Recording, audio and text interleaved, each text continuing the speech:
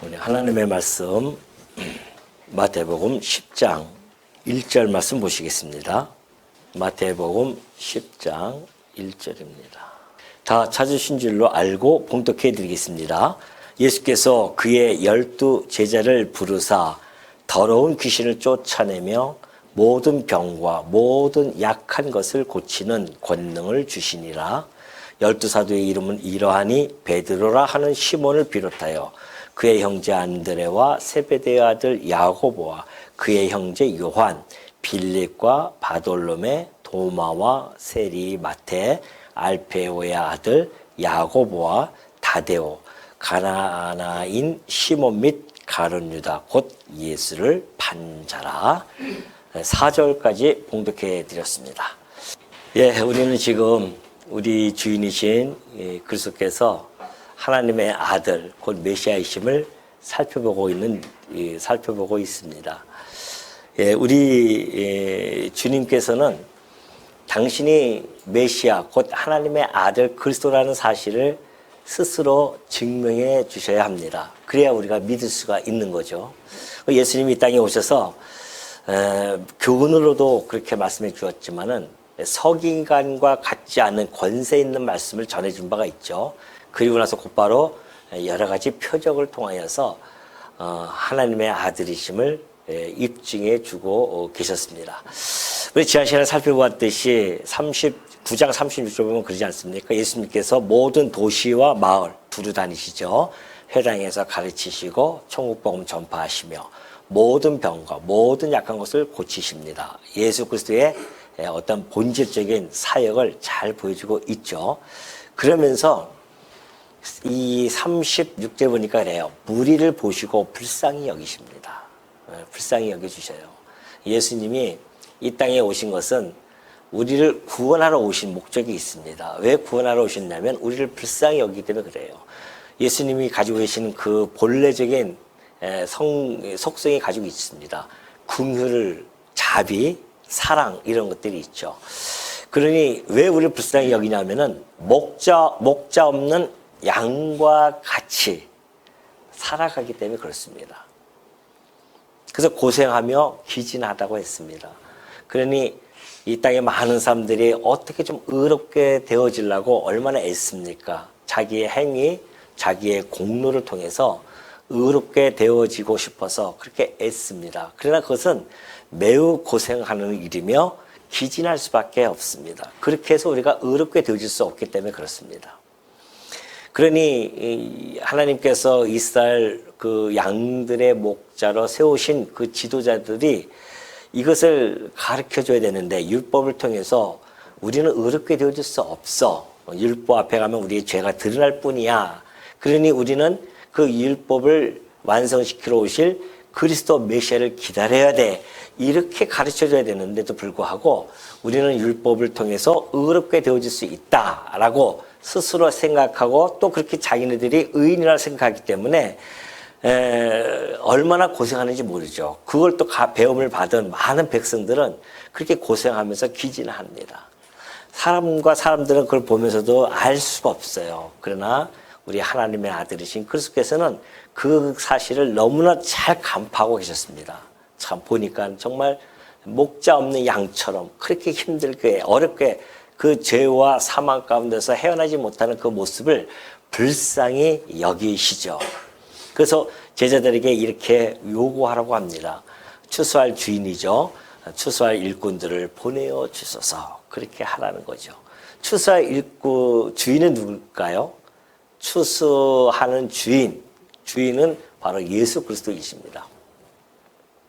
그 예수 그리스도께서 추수할 주인으로서 그들로 하여금 제자들로 하여금 추수할 일꾼들을 보내주셔서 이렇게 구하라는 것이죠.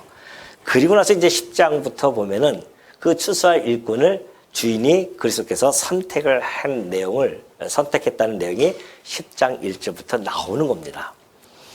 그래서 이 10장 1절 보면 그러죠. 예수께서 그의 12 제자를 부르사 이 더러운 귀신을 쫓아내며 모든 병과 모든 약한 것을 고치는 권능을 주십니다. 부르셨잖아요. 추수할 일꾼들 그를 부르신 겁니다. 그 요구대로 우리 주님께서 지금 12 제자들을 부르시죠. 자, 우리 이거 하기 전에, 본문 들어가기 전에 좀 약간 정리할 필요성이 있습니다. 그 정리하는 내용을 좀 살펴보고 하는 것이 훨씬 더 유리할 것 같아서, 유익할 것 같아서 제가 말씀드리도록 하겠습니다. 자, 예수님이 이 땅에 오셨어요. 예수님이 이 땅에 오셔가지고서는 십자가에서 죽으시기 전까지의 이 생이 곧 공생애라고 합니다. 공적인 삶을 사셨죠. 30살까지는 사적인 삶을 살았습니다. 그래서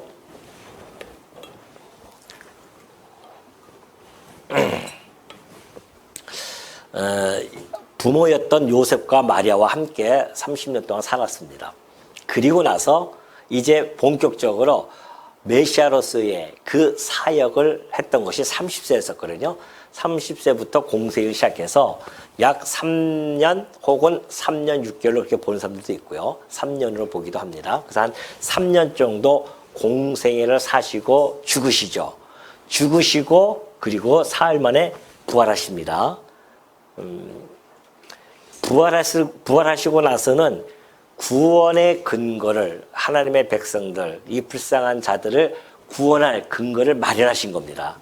이 시기적에 십자가의 순환과 부활하심, 이것이 바로 구원의 근거입니다. 우리를 구원시킬 수 있는 근거를 마련해 주고 이제 부활을 통하여서 마련해 주신 거죠. 그리고 승천을 하시는데, 승천하시기 전에 우리 주님께서는 약속을 두 가지를 해줘요. 언약을. 하나는 땅끝까지 복음이 전도가 될 것이다. 땅끝까지 전도되어 줄 것. 또 하나는 내가 다시 이 땅에 재림한다는 거죠. 예수님이 다시 이 땅에 오신다는 겁니다. 자, 예수님이 이 언약은 반드시 이루어질 수밖에 없죠.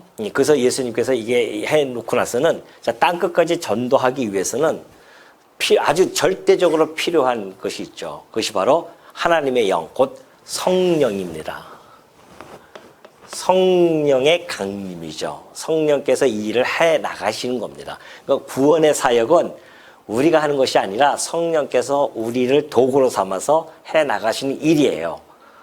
그래서 성령께서 이 땅에 강림을 하신 겁니다. 요 잘 기억하십시오. 이 표시는 제가 만든 거니까 십자가에 죽으시고 부활, 똑같죠. 부활을 더 높이면 승천입니다.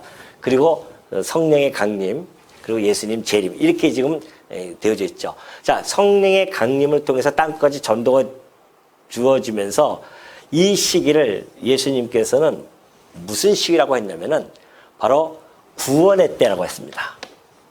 구원의 때요, 은혜 받을 때요. 참, 은혜. 이게 먼저죠. 지금 이 시기, 성령이 강림하고 나서 좀 더 나아가면은 예수님이 승천하고 이 예수님이 오시기 전까지 이때를 은혜의 때, 구원의 날이다. 그렇게 이야기합니다. 왜냐하면 성령께서 이 땅에 오셔서 이 일을 해 나가시기 때문에 그래요. 그러니까 이때가 말세입니다. 마지막 때라는 겁니다. 뭐에 대한 마지막 때인가? 은혜 받는 마지막 때예요. 그 전에 이 예수님 오시기 전에야 수많은 세월이 흘렀지만은 그때는 은혜 받을 때가 아니었습니다. 그러니까 그때 태어나신 분들은 너무 억울하죠, 사실은. 그럼 어쩔 수 없어요. 이게 하나님의 영원한 작정 프로그램, 이게 하나의 스케줄이기 때문에 그렇습니다. 그래서 우리가 이때 이제 21세기에 태어나서 우리도 은혜 받는 때에 태어난 거 아니겠습니까? 주후에 태어났으니까. 예수님이 오시고 나서 태어났기 때문에 은혜 받는 때에 우리가 은혜를 받았고 구원의 날에 우리가 구원을 받아서 오늘 이 자리에 함께 모인 겁니다. 그러니 땅끝까지 전도되어지면서 예수님께서 이 구원과 은혜의 때를 통하여서 무엇을 설립하냐면은 교회를 설립합니다. 이 교회라고 하는 것은 어마어마하죠. 음부의 권세가 이기지 못하는 교회입니다. 그런 교회를 예수님이 내가 세우겠다니 약속하신 대로 그대로 세우십니다. 그러니 음부의 권세가 이기지 못하니 이 사단과 투쟁할 수 있는 그 교회를 설립하신 겁니다. 이 땅에 이 지상에서 그 어떠한 단체도요, 사단과 투쟁할 수 있는 단체는 아무도 없습니다. 오로지 교회만이 유일한 사단과 투쟁할 수 있는 유일한 단체예요. 모임이란 말입니다. 여러분이 바로 그런 분이십니다.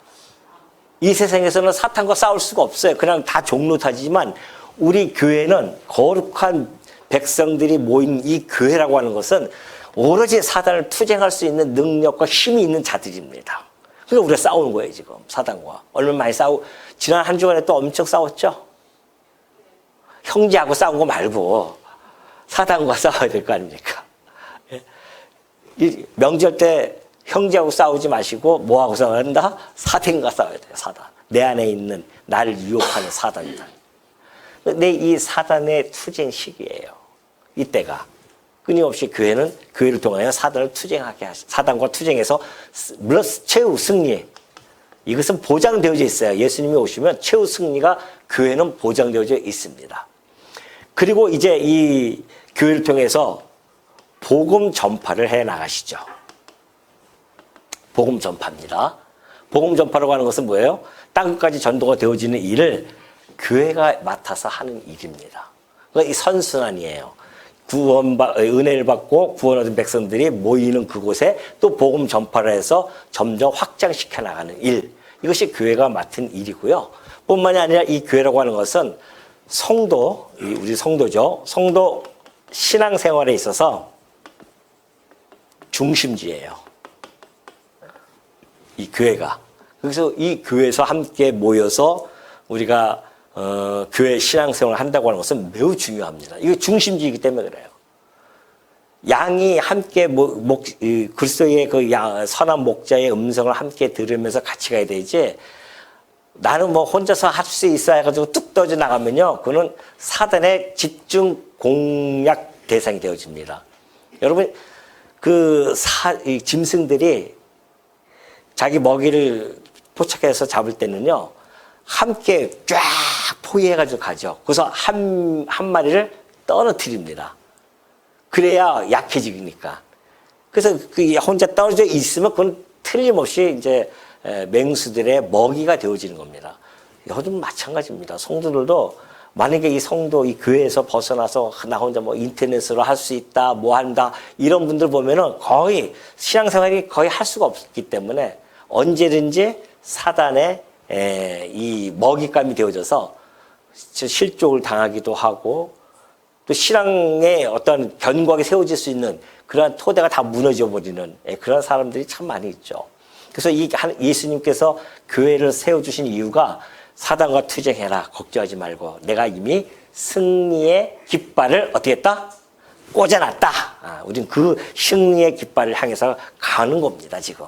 때로는 물론 질 수도 있어요. 우리가 연약한 육신을 가지고 있기 때문에 때로는 엎어지기도 하고 때로는 자빠지기도 하고, 그럼에도 불구하고 우리 주님은 우리 선한 목자이시기 때문에 그 양을 절대 놓치지 않습니다.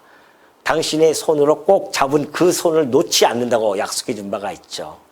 그래서 우리가 그분을 의지하고 살아갈 수 있는 겁니다. 우리는 놓칠 수가 있잖아요, 인간들은. 근데 성자 하나님은 절대 그걸 놓치지 않습니다. 내가 너희를 끝까지 승리 있게 해주겠다는 약속이 보장되어져 있기 때문에 우리가 이 땅에 살아가면서 사단과 투쟁하는 거죠.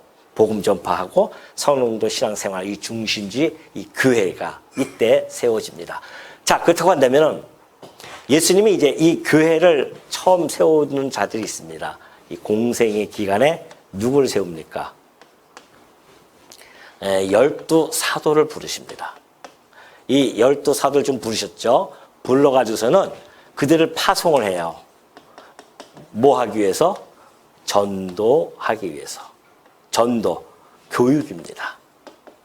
아주 본격적으로 내보내질 않아요.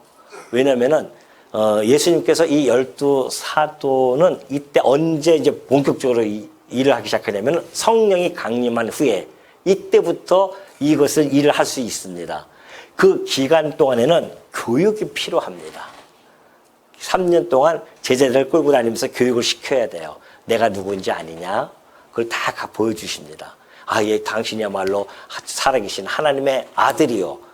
그리스도이십니다. 이 신앙적 고백을 그들의 마음속에 그냥 지식적으로만 아는 것이 아니죠. 베드로가 그때 그런 고백했을 때 그 성령께서 너를 알게 해주신 것이다 라고 말씀해 주었듯이 인간인은 알 수가 없어요. 성령이 오셔야만 정확하게 감지합니다. 그 베드로가 그때 고백했을 때에 그것을 정확히 감지했다고 한다면 예수님을 배반할 수 없죠. 그냥 배반하지 않습니까? 그러나 성령이 강림하시고 나서부터는 절대 배반하지 않지 않습니까? 그것이 성령의 능력입니다. 그렇기 때문에 이때에는 예수님이 함께하고 계셨기 때문에 지금 그들에게 앞으로 너희들이 뭘 해야 되냐면은 교회를 세울 자들이야. 그래서 예수님이 그런 말씀하시죠. 나는 포도나무여 너희는 가지니 내게 붙어만 있으면 열매를 맺을 거야. 그것이 바로 교회였단 말입니다.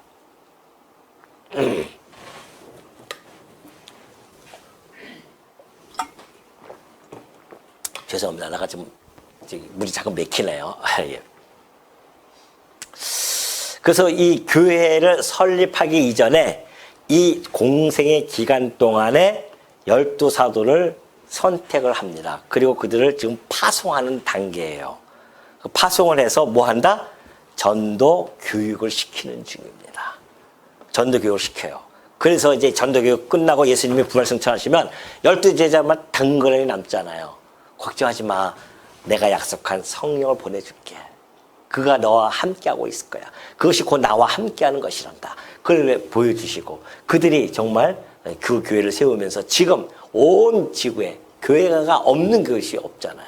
이런 놀라운 역사가 벌어지게 된 겁니다. 자, 그렇다고 한다면은 이 교회 설립을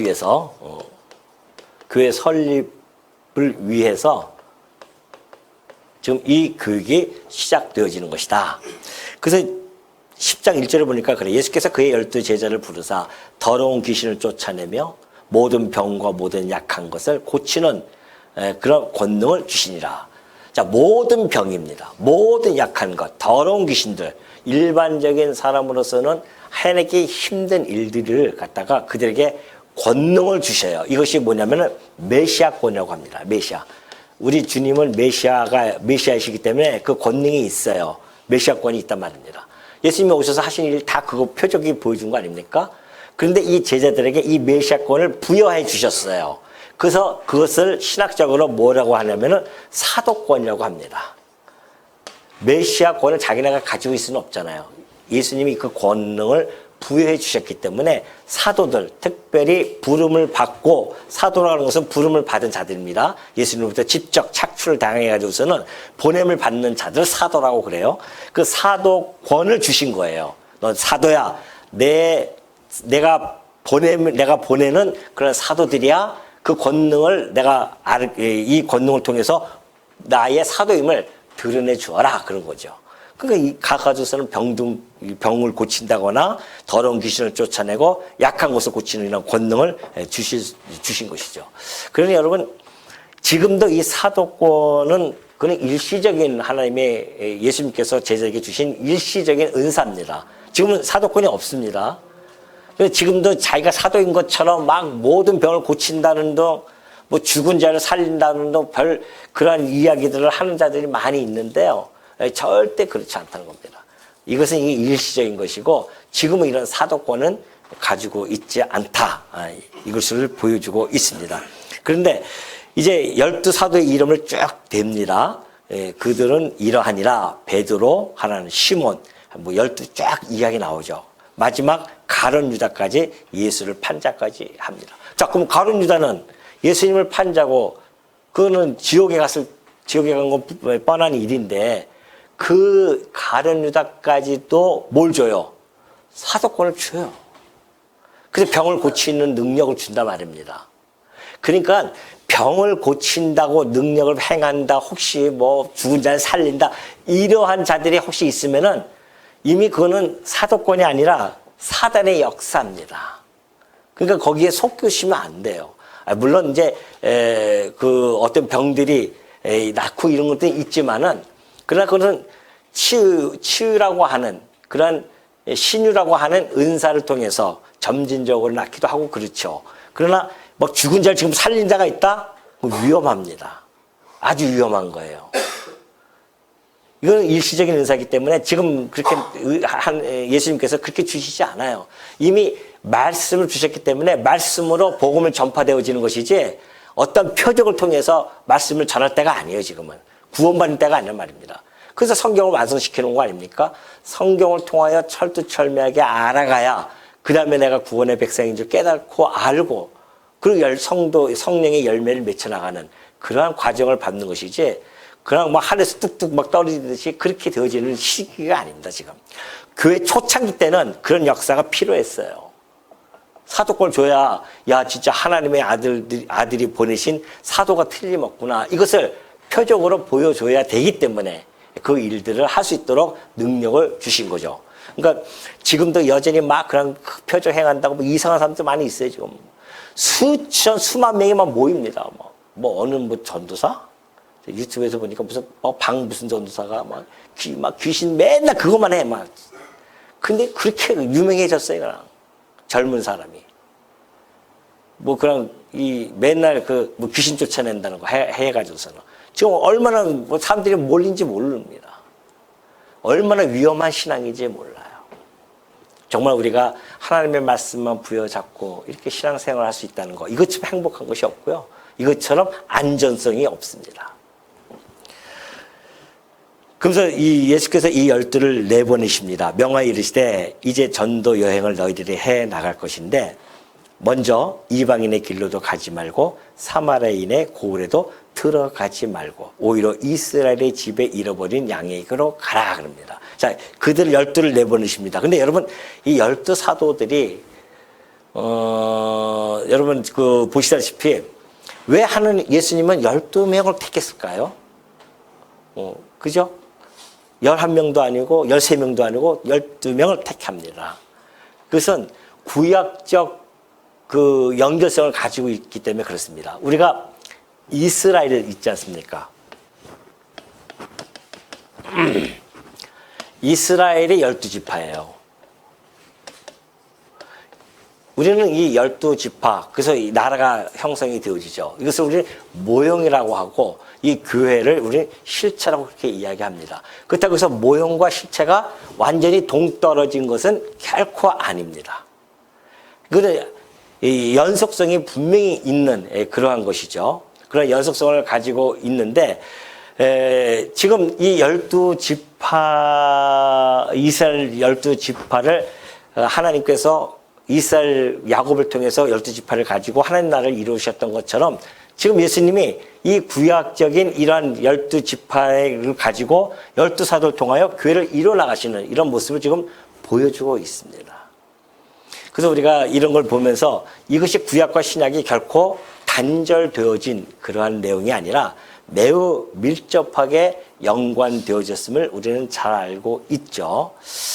자, 우리가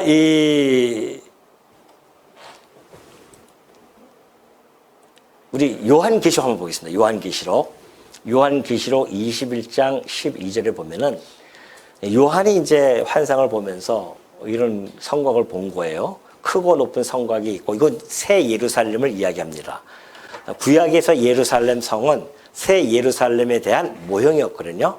자, 새 예루살렘 성이 있는데 12문이 있어요. 그 문에 12천사가 있고 그 문들 위에 이름을 썼으니 이스라엘 자손 12지파의 이름들이라고 했습니다.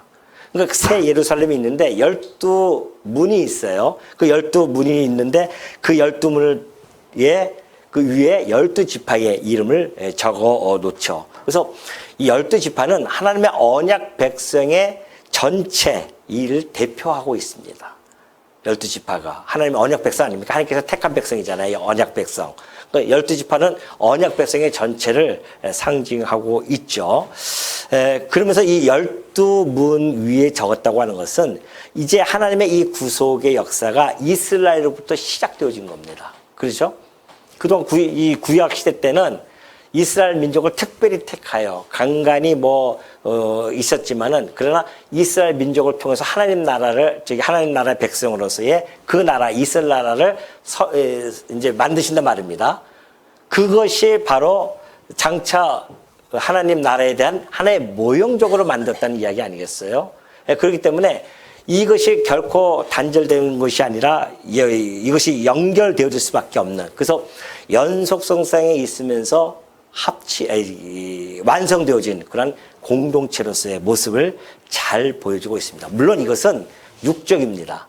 육적인 나라죠. 그러나 이것은 신령한 영적인 나라, 이스라엘. 우리가 영적 이스라엘 하는 이유가 바로 거기에 있습니다.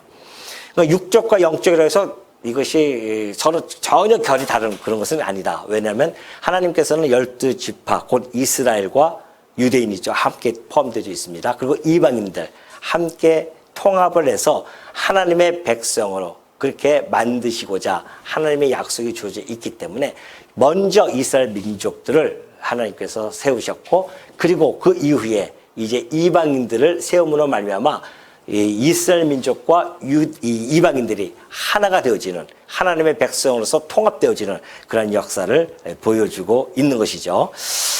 그렇기 때문에 12사도들 보십시오. 동쪽의 세문, 북쪽의 세문, 남쪽의 세문, 서쪽의 세문이니, 그러죠. 그 성곽에는 12기초석이 있습니다. 교회 기초죠. 그 교회 기초가 있는데 그 위에 어린 양의 12사도의 12 이름이 있다라 그렇게 되어져 있죠. 그러니까 새 예루살렘이 형성되어지는 것은 12지파와 이방인들, 12사도들에 의해서 세워지는 그 교회 이방인들이죠. 또 이 교회 안에는 함께 포함이 되어집니다. 이스라엘 민족들도. 그래서 새 예루살렘이 완성이 되어지는 거죠. 그 지금 과정이 이때 지금 그것을 좀 완성시키기 위한 과정으로서 보여주고 있는 것이죠. 그러니까 여러분들도 새 예루살렘의 한 구성원으로서 우리가 지금 이 땅에서 성전으로 지어져 가고 있다라는 것을 알 수가 있습니다. 네, 그러면서 이제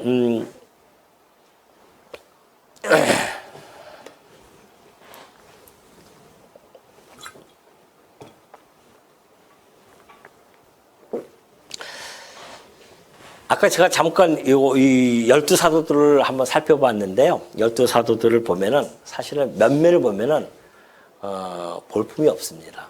하나님, 예수님께서 그 12사도를 택할 때에 정말 아무것도 안 봤어요. 그냥 신분, 학벌 뭐 이런 거 전혀 안 봅니다. 그냥 평범한 어부들 또는 뭐 세리, 죄인이라고 손가락질 당하는 세리 또는 뭐 열심 당원들 뭐 이런 자들을 갖다가 선택을 해요. 이 어마어마한 일을 시키는데 뭔가 좀 스펙이 있어야 될 거 아닙니까? 없어요. 전혀 없습니다. 그들 갖다가 그냥 12명 정말 세상에서 쳐다보지도 않을 그런 사람들을 택해요. 왜 그랬을까요? 그것이 이제 고린도후서 4장 7절에 보면은 그러죠. 이 바울이 이것을 너무나 잘 캐치했습니다. 그리고 이렇게 잘 적어놨죠. 우리가 이 보배를 질그릇에 가졌다고 합니다. 자, 12사도들은 뭐예요? 질그릇에 불과합니다. 근데 이 질그릇에다가 예수님께서 지금 사도권을 담아주셨습니다. 물론 진리도 담겨져 있고 이 표적을 행할 수 있는 권도 그 질그릇에 담아줬어요. 왜 그렇게 담아줬는가? 이는 심히 큰 능력은 하나님에게 있고 우리에게 있지 않음을 알게 하려 한다. 이런 말씀을 해주고 계시죠. 그러니까 12사도를 너희들 질그릇은 아무 상관없잖아요. 그 안에 무엇을 담냐가 중요한 거 아니겠습니까? 그러니까 질그릇 속에다가 바로 이 사도권을 줌으로 말미암아 너희들이 하는 게 아니라 누가 한다? 예수 그리스도께서 해나가신 일이야. 이걸 깨닫게 하기 위함입니다. 그러니까 나중에 그러잖아요. 베드로도 나중에 이런 안진뱅이를 고칠 때도 나는 내게 줄 수 있는 거 아무것도 없다. 은과 금 없다. 그럼에도 불구하고 내 안에 있는 것이 하나 있는데 그것이 예수 그리스도의 이름이라는 거 아니겠습니까? 그 이름으로 일어나 걸어라. 벌떡 일어나지 않습니까? 베드로는 걸 너무나 잘 알고 있었습니다. 나는 질그릇이고 내 안에 그리스도의 권능을 담아주셨구나. 이것을 바울도 뭐 너무나 잘 알죠. 자기도 질그릇임을 알고 자기 안에 그 진리의 복음을 담아주신 것에 대한 감사가 나와서 이런 말씀을 해 주었는데 역시 이 능력이 하나님께 있고 내게 있는 것이 아님을 너희 주제를 우리 주제를 좀 알라고 하는 것이죠. 그러니 우리가 혹시 무슨 은사가 뛰어난 은사가 있다고 해서 그것이 꼭 내 것처럼 착각하면 안 되죠. 그 은사를 누가 주셨다? 그리스도께서 주신 은사입니다. 그러니 감사할 수밖에 없죠. 그 은사를 나를 내가 무엇이가 아닌데 이 질그릇과 같은 나에게 이 귀한 은사를 담아 주셔가지고서는 이 교회의 이 구성원으로서 일을 할 수 있게 해 주셨는지, 나를 어떻게 장로로 불러 주셨는지, 집사로 불러 주셨는지, 권사로 불러 주셨는지, 이 질그릇과 같은 나에게, 그것은 나를 통하여 하나님의 능력이 드러나게 하시려는 것이구나.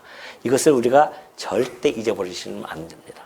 이걸 잊어버리는 순간 우리 안에 있는 그 하잘것없는 교만이 튀어나오는 겁니다. 그러니까 내가 했는데 하면서 이런 소리가 들려요. 알아주지도 않고 내가 했는데 뭐 이런 이제 착각 속에 빠지는 거죠.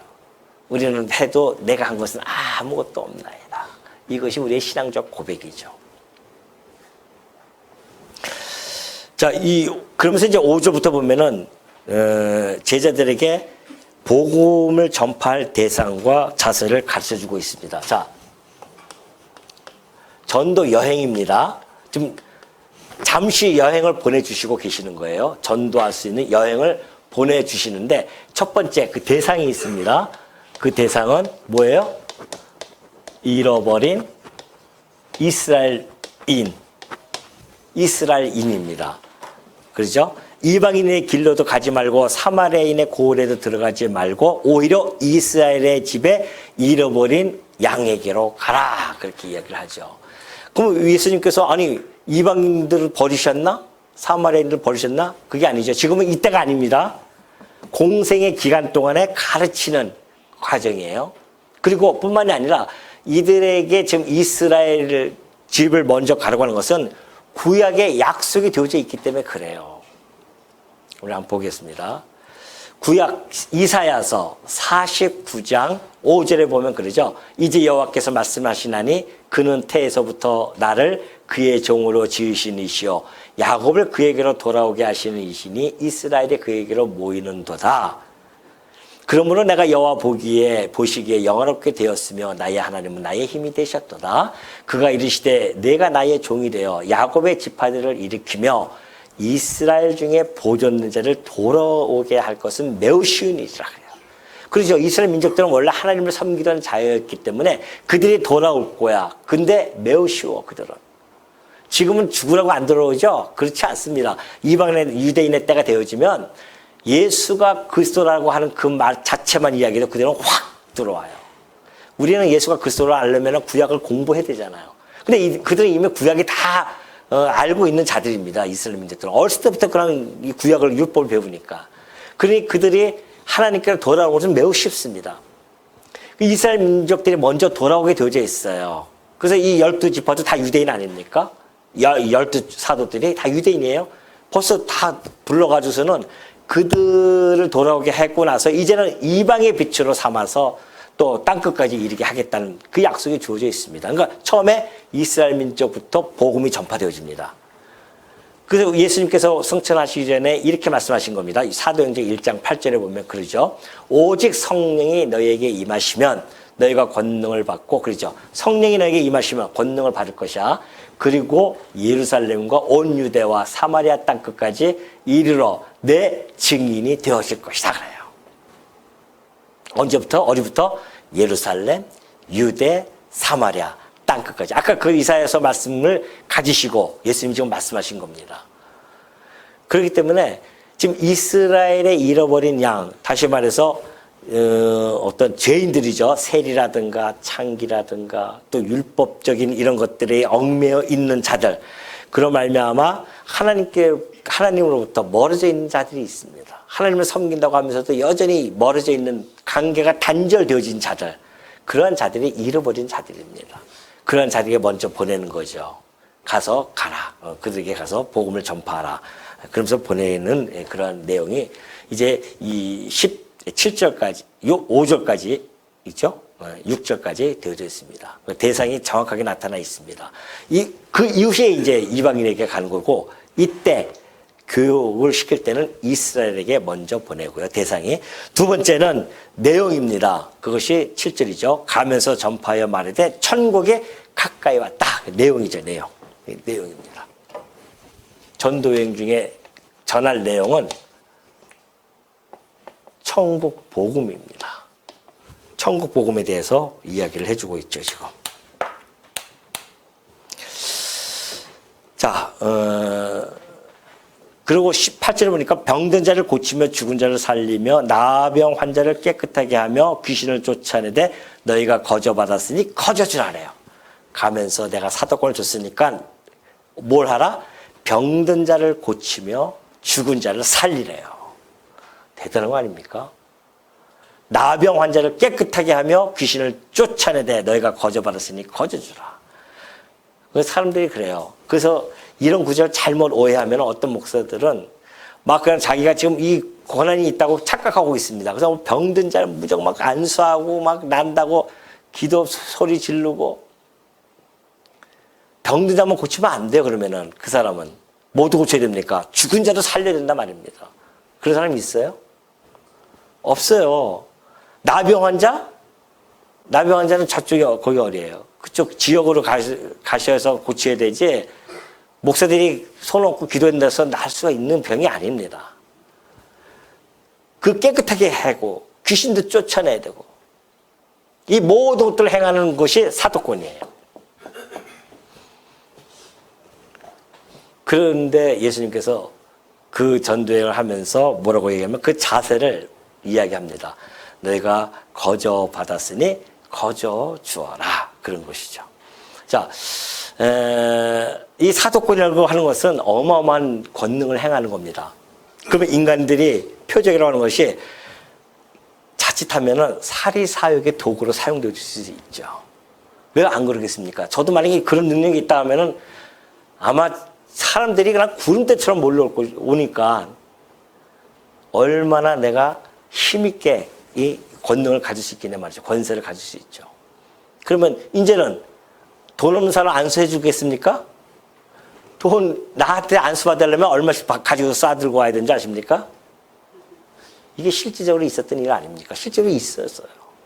유명한 뭐 부흥 강사들 뭐 해가지고서는 한 번 안수 받는데 1,000만 원, 500만 원 그렇게 한다니까 진짜요. 병 고친다고 해가지고서는 막 그런 소문 나가지고서는 성도들이 막 10,000명, 뭐 10만 명 막 몰려드니까 실질적으로는 그랬으면 벌써 그 병 안 고치는 것이 없어야 되잖아요. 그 교회는 그 옆에다가 그냥 병원 하나 딱 차려놓고 만병통치 해가지고서는 목사가 앉아서 오는 사람마다 다 그냥 병 낫게 하면 된단 말입니다. 근데 안 돼요. 그 안 되면은, 그 다음에는 뭐 합니까? 내가 안수했는데도 안 나? 네 믿음이 문제구나. 그래서 믿음 없는 사람, 믿음 없음을 꾸짖어요, 또. 예수님이 그랬다고. 이런 헛맹랑한 소리에 막 그렇게 수십만 명이 동원되어지고 수만 명이 있고 그렇지 않습니까? 우리처럼 정말 세상에서 봤을 때 힘없이 보이는 그러한 모습의 교회지만은 결코 그렇지 않습니다. 하나님의 말씀을 붙들고 하나님의 말씀만 전하고 그 하나님 말씀 속에서 우리가 살아간다고 하는 것, 그것이 가장 강력한 힘을 가지고 있는 교회의 모습입니다. 그런 것들은 다 모래성을 쌓은 그러한 것 같아요. 흔들흔들거립니다. 아프시면은 본인이 그냥 손을 안고 기도하세요. 저희 오늘 아침에 기도했거든요, 정말. 아이고, 하나님, 내가 오늘 예배를 드려야 되는데 몸이 아프면 안 되지 않습니까? 낫게 해주십시오. 했더니 정말 괜찮으시잖아요. 말씀 전하면서. 여러분 스스로가 다 치유의 능력이 있어요. 하나님께 기도하고 그리고 믿습니다. 그러면서도 또 못 믿지 말고 믿습니다. 해놓고 나서 믿고 그냥 생활하면은 낫는 겁니다. 안 그러겠어요? 그래서 우리의 병이 그렇게 해서 잠재적으로 낫지 누가 한 명이 소유되어져서 그런 역사가 일어나는 시대가 아니에요. 이제는. 그는 이 땅에 이 예수님이 이 계시가 완성되어지는 그 전까지 필요했던 모든 일들이었다. 그래서 너희 전대에 금이나 의나 동을 가지지 말고 여행을 위하여 배낭이나 두벌 옷이나 신이나 지팡이를 가지지 말라. 이는 일꾼이 자기의 먹을 것 받는 것이 마땅함이니라 그래요. 자, 전도의 자세 오로지 누구만 의지하라? 주인만 의지하라는 겁니다. 주인만 의지하라. 그 자세에 대해서 잘 가르쳐주고 있습니다. 너희를 보내는 주인만 의지해라. 예수님이 좀 주인이셔요. 그대로 일꾼이라고 하지 않습니까? 일꾼을 보내요. 일꾼이 자기의 먹을 것 받는 것이 마땅하다 그러죠. 그러니까 일꾼이라고 하는 것은 일꾼을 부리는 주인일 수 있을 거 아닙니까? 예수님이 주인이세요. 그러니까 지금 내가 너희를 보내니까 나만 의지해. 그러니까 뭐 그냥 여행을 위해서 바리바리 싸가지고 다니지 마라. 그냥 네가 가는 곳에 내가 다 먹을 것 준비해 놓고 있으니까 그런 것이죠. 그러니 바울이 이제 이 말씀을 가지고 잘 이렇게 설명해 주고 있지 않습니까? 디모데전서 5장 18절 보면 그래요. 성경에 일렀을 때 곡식을 밟아 떠는 소의 입에 망을 씌우지 말라 하였고 또 일꾼이 그 싹스를 받는 것은 마땅하다 하였느니라. 누가 자기 비용으로 군 복무를 하겠느냐? 그렇죠. 예수 그리스도의 군사들이에요. 지금 이들이 자기 돈으로 복무하는 거 아닙니다. 누가 포도를 심고 그 열매를 먹지 않겠느냐? 누가 양떼를 기르고 그 양떼 젖을 먹지 않겠느냐? 걱정하지 마라. 주인이신 그리스도께서, 왕이신 그리스도께서 책임져 줄 테니까 가라는 거 아니겠습니까? 그게 일꾼들의 자세입니다. 여러분들이 혹시 지금 다 일꾼들 아니겠어요? 각 일꾼입니다. 우리 일꾼들이 나갈 때에 우리 먹을 것까지 걱정할 염려할 것이 없습니다. 우리 하나님께서 다 준비해 놓고 우리를 일꾼으로 사용하여 갈 것이죠. 그러면서 11절 보면 어떤 성이나 마을에 들어가든지 그 중에 합당한 자를 찾아내어 너희가 떠나기까지 거기서 머물라. 또 그 집에 들어가면서 평안하기를 빌라. 그 집을 위에 합당하면 너희 빈 평안이 거기 임할 것이요 만약 합당하지 아니하고 그 평안이 너희에게 돌아올 것이니라. 누군지 너희를 영접하지도 아니하고 너희 말을 듣지도 아니하거든 그 집이나 성에서 나가 너희 발에 먼지를 떨어버리라. 내가 진실로 너희에게 이르노니 심판날에 소돔과 고모라 땅이 그 성보다 견디기 쉬우니라. 그래요. 자, 하나의 방법이 있습니다. 전도 여행을 할 때에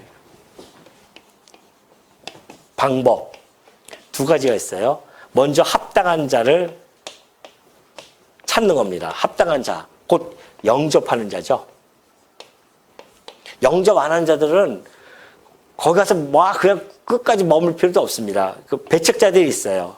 두 가지로 나눠집니다. 복음을 전할 때에 두 가지로 나눠져요. 하나는 합당한 자가 있습니다. 복음을 받아들이는 자들이 있어요. 영접하는 자들이 있습니다.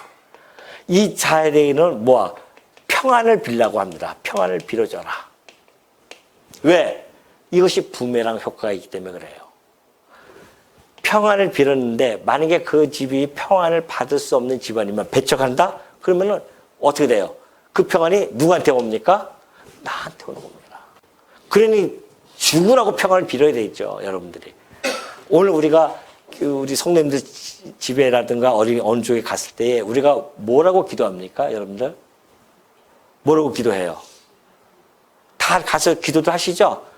성도님 집 가면 기도하잖아요, 앉아서. 뭘 기도할까요? 뭐 또 그냥 저기 이스라엘부터 시작해서 쫙 이렇게 기도 안 하시죠? 간단하게 뭐예요? 그 집에 평안을 비는 겁니다. 아버지, 이 집에 하나님의 은혜와 평강이 넘치게 하옵소서. 얼마나 좋습니까? 그 집에 평안을 빌어주는 겁니다. 그 집에 평안을 있으면 그 평안이 그 집에 머물면 얼마나 우리가 큰 일을 하는 거겠습니까? 근데 만약에 평안을 빌었는데 그 집이 이에 합당하면 너희 빈 평안이 거기에 임할 것이고 합당하지 않으면 그 평안이 너희에게 돌아올 것이다. 이게 부메랑 효과입니다. 평안은 나에게 돌아와요. 그러니 여러분이 그 일을 왜 안 하십니까? 얼마나 좋은 일인데. 그러면 배척자들은 어떻게 해야 될까요? 배척자들은 신발을 어떻게 해요? 그 집이나 성에서 나가 너희 발에 먼지를 떨어버리라 그래요. 그게 무슨 얘기냐? 너희들은, 이 배척자들은 하나님과의 관계가 단절되어졌다라고 하는 하나의 표징입니다. 발을 떨어뜨린다고 하는 것은. 너희는 하나님과 관계가 없는 자들이야. 얼마나 무서운 일입니까, 이게. 여러분, 이 말씀의 배경은 느헤미야에 있어요. 느헤미야 5장 13절 보면은 이스라엘 민족들이, 유대인들이 이제 돌아왔어요. 포로 생활 끝나고 돌아왔습니다. 그리고 나서는 돌아와서 살면서 막 자기 유대인들이 돈 없으니까 힘드니까는 막 꾸어요. 돈을 꿔주면은 막 높은 이자를 받고 꿔주지를 않나. 또는 막 종으로 팔라고 합니다. 돈을 못 갚으면 종으로 팔고 막 그래요. 그러니까 그 사람들이 막 하소연을 합니다. 그때 느헤미야가 등장해서 하는 이야기예요. 너희들 절대 그러지 마라. 예. 그러면서 내가 만약에 그렇게 하는 자들이 있으면은 내가 옷자락을 털며 이르기를 이 말대로 행하지 아니하는 자는 모두 하나님이 또한 이와 같이 그 집과 산업에서 떨어버릴 것이다. 같은 동족 유대인들 하나님 백성들인데 그걸 종으로 팔아 너희들? 그러면서 다 집과 산업에서 떨어버릴 것이야. 그래서 곧 이렇게 털려서 오히려 빈손이 될 것이다. 더 이익을 얻고자 했지만은 오히려 빈손이 될 것이다. 그러니까 회중들이 다 아멘하고 여호와를 찬송하고 그 말대로 행하였다. 그렇게 얘기가 나옵니다. 그러니까 이때 이 떨어버리는 것, 하나님과 관계가 단절되어지는 그러한 표현이기 때문에 오늘 여기서도 마찬가지입니다. 그 성에서 집이나 성에서 나가 너희 발의 먼지를 떨어버리라 하네요. 떨어버려요. 하나님 관계 너희는 없다.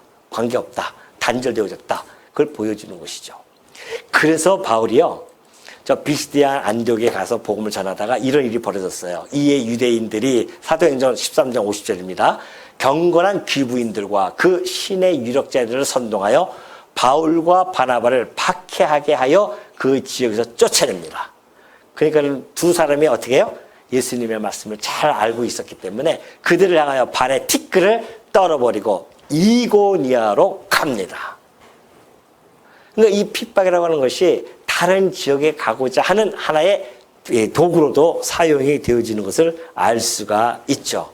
그러나 비참하게도 그러한 자들, 하나님 관계가 단절되어진 자들은 그 끝이 어떤지 아십니까? 심판날에 소돔과 고모라 땅이 그 성보다 오히려 견디기 쉽다고 했습니다.